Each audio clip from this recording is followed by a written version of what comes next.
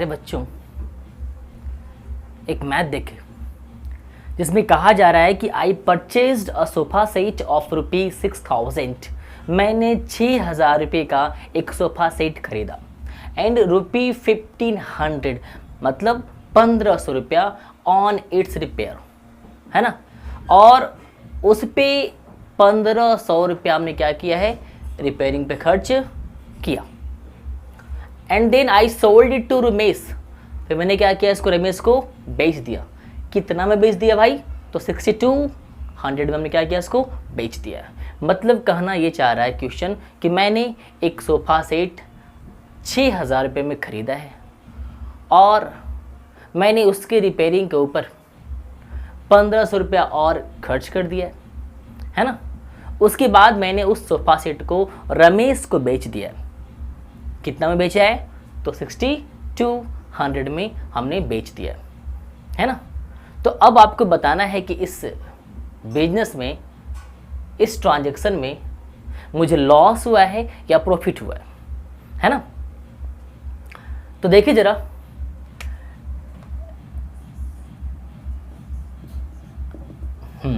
है ना।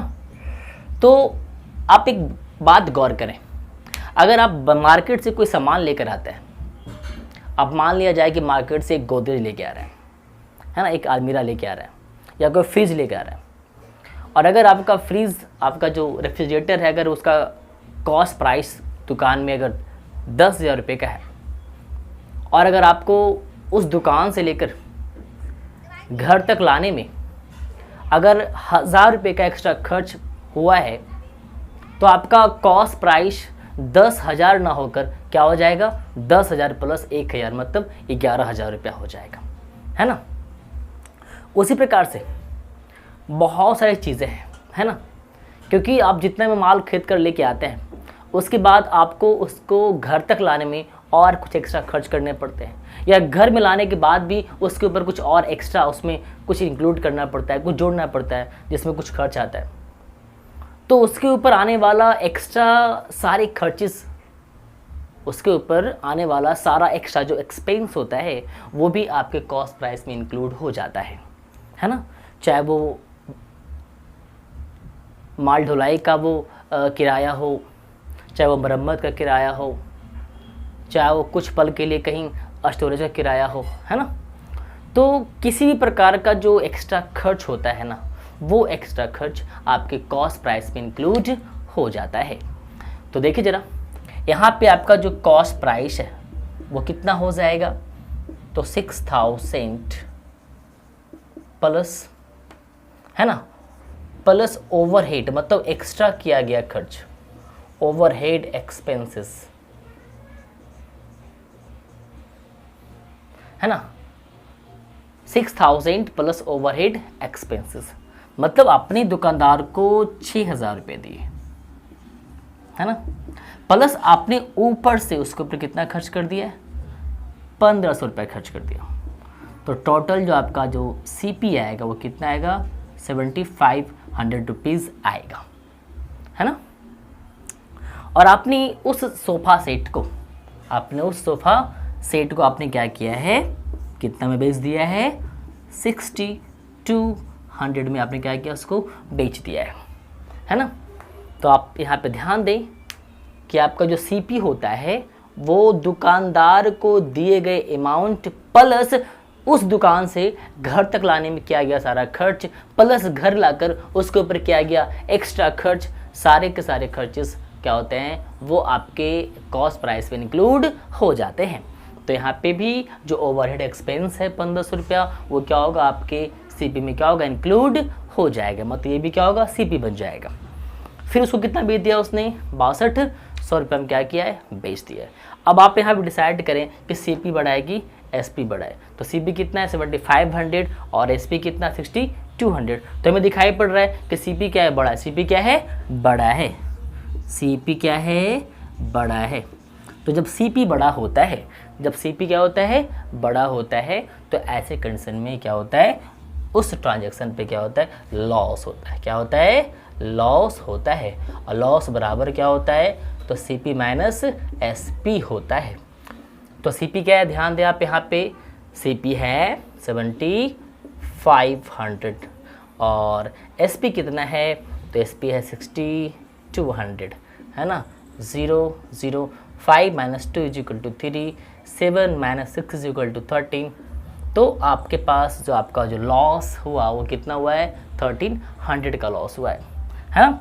अब अगर आपसे कहा जाए कि आपको लॉस परसेंट पता करना है तो आप क्या करेंगे, लॉस इंटू 100 अपॉन CP, है ना। तो CP क्या है, 7500 है ना।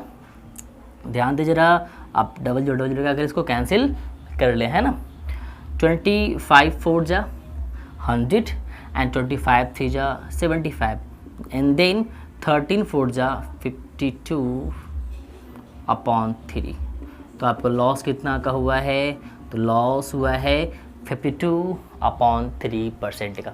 तो सोफ़ा सेट को घर तक लाने, उसे मरम्मत करने और उसके बाद बेचने पर हमें कितना का लॉस हुआ है, 52/3% का लॉस हुआ है। तो जब भी कभी आपको इस प्रकार का सवाल दिया जाए, कुछ एक्स्ट्रा एक्सपेंसेस हो, तो आप उस एक्स्ट्रा एक्सपेंसेस को क्या करें, कॉस्ट प्राइस में ऐड कर दें, है ना। प्यारे बच्चों, एक सवाल है। अब थोड़ा सवाल में क्या है, कुछ चेंजिंग आया है। सवाल में कहा जा रहा है कि CP कितना है, 8000। CP कितना है, मतलब क्रय मूल्य कितना है, 8000 रुपये है। मतलब कोई इंसान है, कोई वस्तु को 8000 रुपये में खरीदता है और जब उसे बेचता है तो उसे पता चलता है कि उसे 20% का क्या हो चुका है, लॉस हो चुका है। तो आप बताएं कि उसने उस वस्तु को कितना में बेचा है।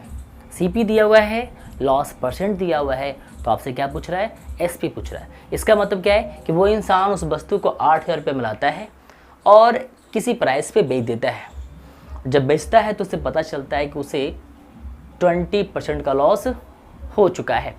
तो बताएं SP क्या होगा। देखिए, अगर लॉस दिया हुआ है जो कि किस में है, परसेंट में, क्या है, परसेंट में है, तो आप एक काम कर सकते हैं, है ना। आप पहले लॉस पता करें।